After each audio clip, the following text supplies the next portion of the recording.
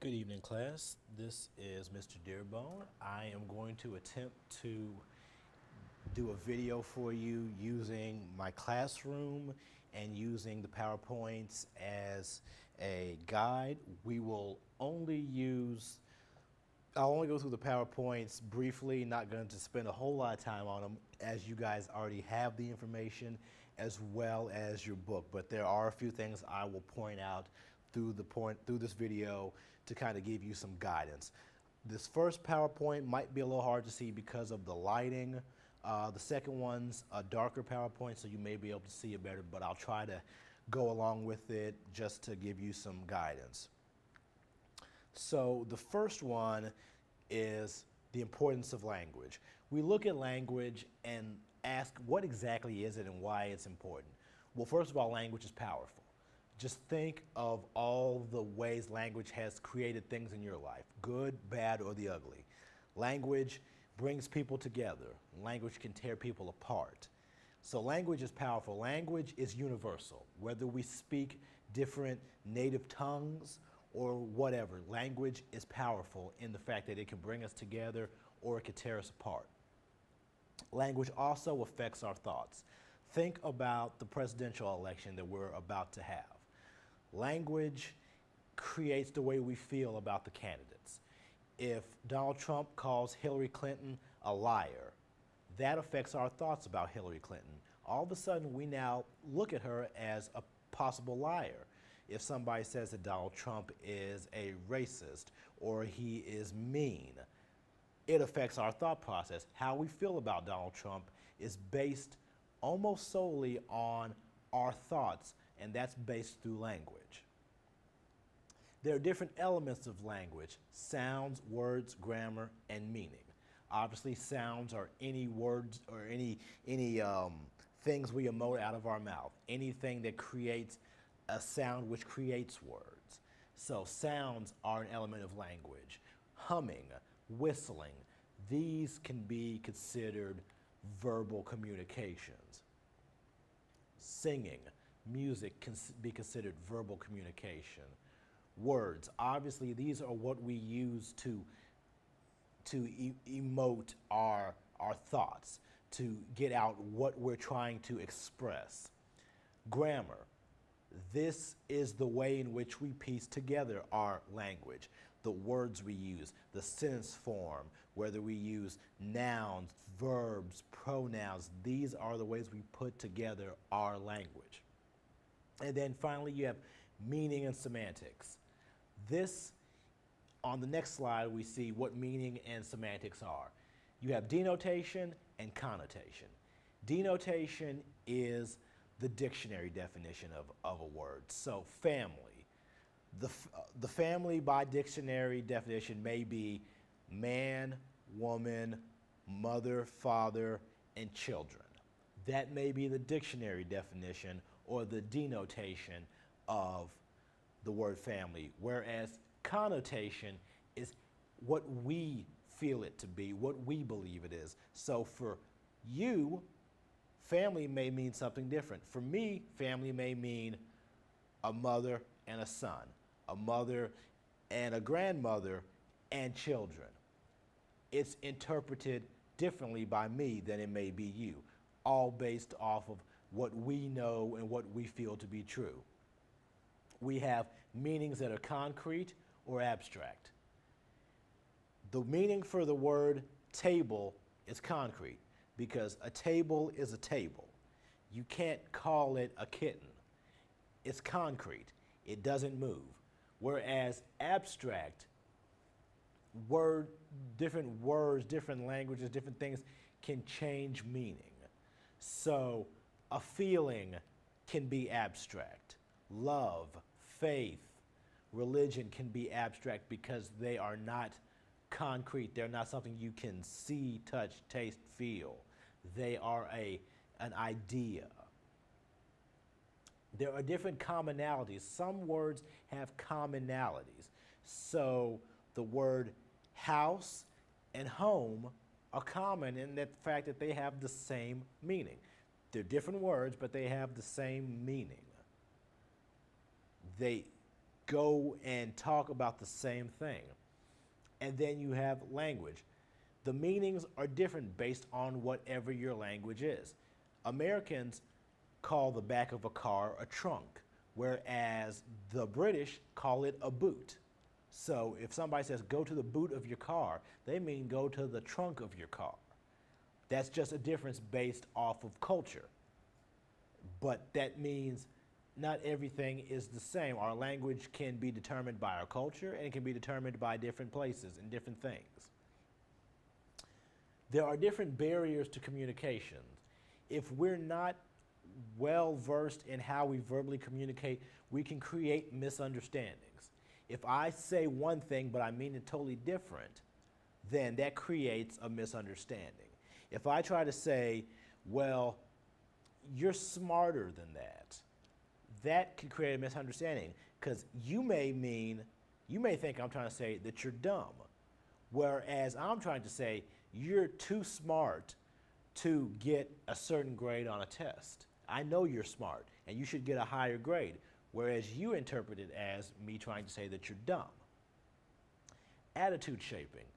Our attitudes in our lives, the things that we see, the perceptions that we have, shape our thought processes. So what we see and what we hear on a daily basis and the way we're raised creates our attitude. So sometimes if we have a belief system, if we believe a certain way, that will shape our communication style. So for example, if you are Republican, you believe a Republican sort of way, a conservative sort of way, so that will shape your attitudes when it comes to communication, the way you communicate, what you hear, what you gather when other people communicate with you. Polarization. Polarizing figures create a noise, if you will, when we try to listen to the way they communicate or when we try to communicate with them. Examples of polarizing figures are Tim Tebow, Colin Kaepernick, Hillary Clinton, Donald Trump, President Obama. These people are polarizing figures. You either love them or you hate them. There is no in between. There aren't too many people, if any, that say, oh, well, they're kind of all right.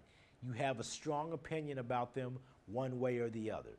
And based on that, your communication with that type of person, if you really just don't like somebody or you really just love somebody, you will love anything they say because you love them.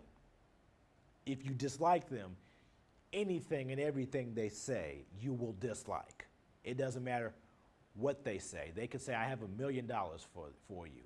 If you dislike them, you're going to dislike what they have to say, not even give them a chance. Sexism. If a woman is called a chick, a babe, honey, sweetie, that is sexism. They are being talked down to.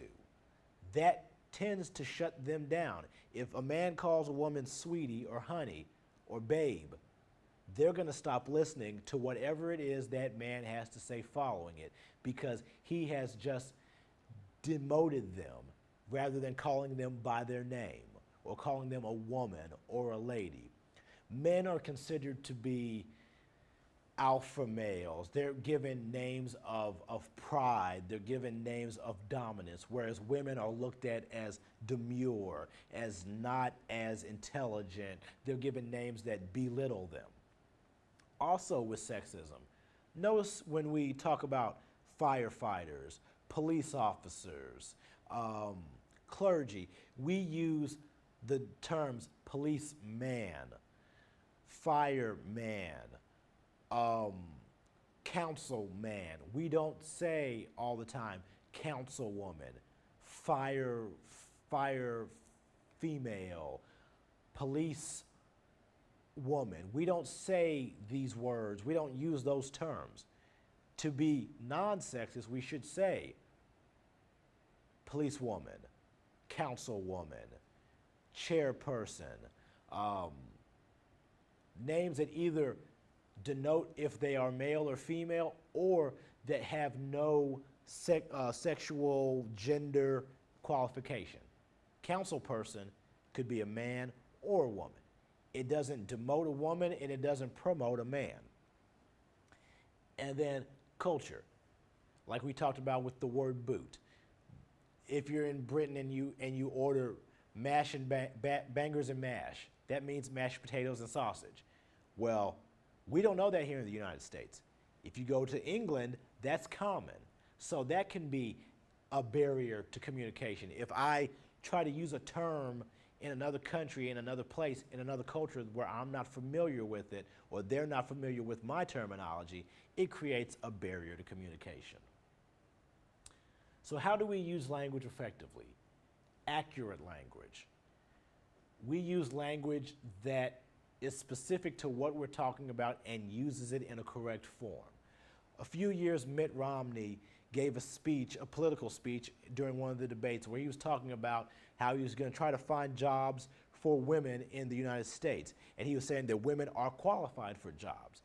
He misspoke and said, instead of saying he has binders full of women's applications or resumes, he said, I have binders full of women. That was inaccurate language. That made it sound like he literally had a binder full of women in that binder. And because of that, that made the issue stand out more what he said than the issue he was trying to talk about. Vivid language, using language that describes, descriptive words. If you're talking about your house, you don't just say, I have a house that has 4 walls and a ceiling and a roof. That's not descriptive. If you say my house has a garage, my walls in the bedroom are pink, I've got chandeliers in the kitchen, we've got an oak wood table, we've got a pool out back that's shaped like a guitar. Those are descriptive terms. Those are vivid terms that allow you to paint a picture for your audience. You always want your audience to have a picture of what you're talking about, of what things look like. Immediate language. Language that is relevant to your listener, to your audience. Language that expresses how relevant it is. You want your audience to know that what they're listening to is relevant to them. If you can't show relevance, then you can't talk to your audience. Your audience will zone out. They will not pay attention to you because they feel like what you have to say is not pertinent to them. Appropriate language. If you're talking to a bunch of elementary school kids, talk to them by dumbing it down, talk to them on their level. Whereas if you are talking to a group of doctors, you will use doctor speak. You will talk about different types of diseases. You will use the language, the words that are familiar to them. That is a sign of appropriate language. And metaphorical language. This is using language, if you're talking about, for example, something is, the sky is as blue as the ocean. Now obviously the sky and the ocean don't look alike. But if you say the sky is as blue as the ocean, we can kind of get an idea by thinking in our mind, what color does the ocean look like? It's this deep blue. Okay, the sky must look like that. It's a metaphor. It's not literal, it's a metaphor. And that's how you can help to describe things, to use your language effectively. That's the end of chapter 4. We'll talk about chapter 5 in just 1 second.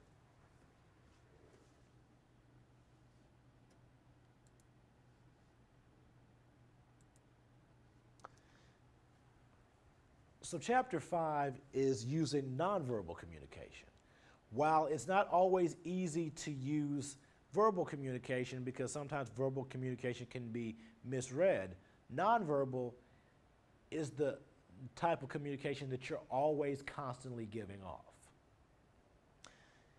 On the first slide, we see that it's the characteristics of nonverbal communication. The things you need to remember about nonverbal communication is, first, it occurs constantly. We are always emoting nonverbal communication. Whether you're walking up and down the street, whether you're sitting in a room, whether you're eating dinner, you're always emoting nonverbal communication. It depends on the context. Nonverbals are different depending on where you're at, who you're with, what's going on at the time. Nonverbals can change. They're more believable than verbal. No matter what your mouth is saying, your body actions, your body movements will tell the story more so than any words you ever say. It's the primary means of expression simply because we're always doing it. So that makes it the number one primary. It's related to your culture. Different cultures have different nonverbals. The French kiss each other on the cheek. Men kiss each other on the cheek. Women kiss each other on the cheek to say hello. Whereas the American culture, we don't do that. And nonverbals are ambiguous. They can mean different things. They can look like different things. You may think a nonverbal means one thing, but it could mean something else. Next slide shows the functions of nonverbal communication. You have complimenting, repeating, regulating, substituting, and deceiving functions. Complimenting is basically if I say, I'm happy, and then I smile, that compliments because they both are showing that I'm happy at that moment.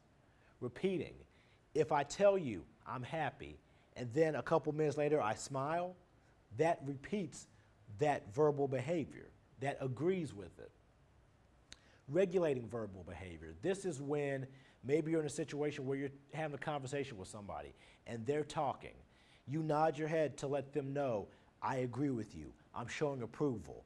Maybe you open your mouth, you put your finger up because you're ready to start talking. You're regulating their conversation. You're telling them, okay, it's time for you to be quiet so I can talk. Maybe you get up. Maybe that's the way you regulate a conversation.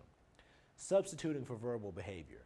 Maybe we're in a loud, crowded room and I can't yell at you, hey, it's time to leave. So instead, I tap my watch and say, now, if you're across the room, I don't have to verbally say it's time to go. By me tapping my watch, that lets you know it's time to go. And deceiving. Not all nonverbals mean what you think it means. A smile could mean that you're relieved. I may think you're just happy. It may mean that you're relieved. They talk about people hugging each other. You can hug somebody that you hate. Even though a hug seems like a warm gesture of love or friendship and warmth, not necessarily the case. So there's different types of nonverbal communication. There's facial expression, physical characteristics, touch, space, time, paralanguage, silence, artifacts, and environment. Kinesics is any type of body movement. Any type of body movement you have is called kinesics. Then you have oculesics. This is eye movement. Any type of eye movement is oculesics. Facial expressions, the face is capable of over 1,000 different types of expressions. Even if a smile seems like it's the same smile, every facial expression is different based on your exact mood in that moment. And body movements, whatever you use in order to make your body work. So emblems, these are thumbs up, okay sign, peace sign. These basically take the place of words. If I do this, you know that's a peace sign. If I do this, you know that's a thumbs up. Illustrators, they help to accent or reinforce your nonverbal cues or your verbal cues. Regulators, like we were talking about, nodding your head or starting to talk so that way somebody knows it's time for them to be quiet. Effect displays, these are body movements that you use in order to say something to somebody. And then adapters. Adapters are things you may do to make yourself feel more comfortable in a situation. Maybe you're giving a speech in front of a group of people and you're not comfortable. So maybe you play with your fingers. Or if you've got something in your hands, like I have this clicker. If I was playing with this clicker constantly, that is an adapter because it's something I'm doing to make myself feel better, and it's using nonverbals. This can make somebody in the audience realize, okay, he must not be very comfortable because he's playing around with this little clicker in his hand. We have nonverbals that we really can't help in a lot of ways that define us, that we don't have to say a word without people already knowing what it is. Our body type, whether you're muscular, skinny, athletic, larger, that's a nonverbal that says something about you. If you are muscular, the nonverbals tell me that you must work out. You are somebody who works out, spends time in the gym.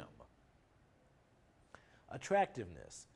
Good-looking people, the nonverbals are that good-looking people get things. If you're good-looking, like let's say you're Kim Kardashian, you're good-looking, so you will get things. People will want to talk to you. They'll want to be around you because you are quote-unquote good-looking. That is what the nonverbals of attractiveness say, that because you're good-looking, I want to be around you. You must be a good person to talk to or have fun with, spend time with. Your height and your weight is a physical characteristic. The nonverbals of weight may say that you don't work out, or maybe you're an athlete because you're really tall. Skin tone. It tells your nationality. If you're African American, if you're Caucasian, if you're Indian, these things can be looked at. You can automatically look at somebody and be able to tell their race or possibly their nationality based on their coloring, their skin tone. For touch, you have 5 different types. You have functional, social, friendship, love, and sexual. Functional, this is if you go on a job interview. A professional handshake, that's the only physical interaction you have. Social, this is polite. Maybe you see somebody at a grocery store. You shake their hand. It's a little more formal. I mean, it's a little less formal. You're a little more at ease with each other. Friendship, this is when maybe you hug a friend. You put your hands on their shoulders. You're a little more close to them because of the fact that you guys know each other. You guys share a bond. Love, this is holding hands. This is putting your arm around somebody. This is being very close physically to each other. And then sexual, this is the closest type of touch you can have. Next, you have space. This is proxemics, proximity. When you first meet somebody, you're in public proximity. You tend to stand at least a foot away from them. You may shake their hand and then move away from them because you're not that close to each other. You don't know that person very well. Social, you may be a little bit closer. Maybe you're at a school function, a club event. You're a little bit closer to each other. You're 4 inches to 12 inches from that person. Personal. Now you know that person. You're in their space. Maybe you're best friends. Maybe you're buddies. So you're okay with being in their space. And then you have intimate. This is when you're basically touching. This is when you're hugged up. You're wrapped up within each other. Time expectations. Time is chronemics. Time expectations. If you go to class, if you go to school, school starts at 8 o'clock and you show up at 9 o'clock, the nonverbals is that you really don't want to be there. You really don't want to be at school on time. But if class starts at 8 o'clock and you're there at 7:45, waiting for your teacher to get there, the nonverbals are that you care about your schoolwork, you care about your class, and you want the teacher to see it. Time expectations. If you're early, if you're late, if you're on time, they all say something about you and your nonverbals. Time approaches. How do you deal in time? Do you deal in the past? Do you deal in the present? These also say a lot about you nonverbally. Paralanguage. Vocalics, your speech rate. Do you talk really fast? Do you talk really slow? If you talk really fast, that might mean you're nervous. Accents tells us that probably from another country or maybe another different part of the country you're in.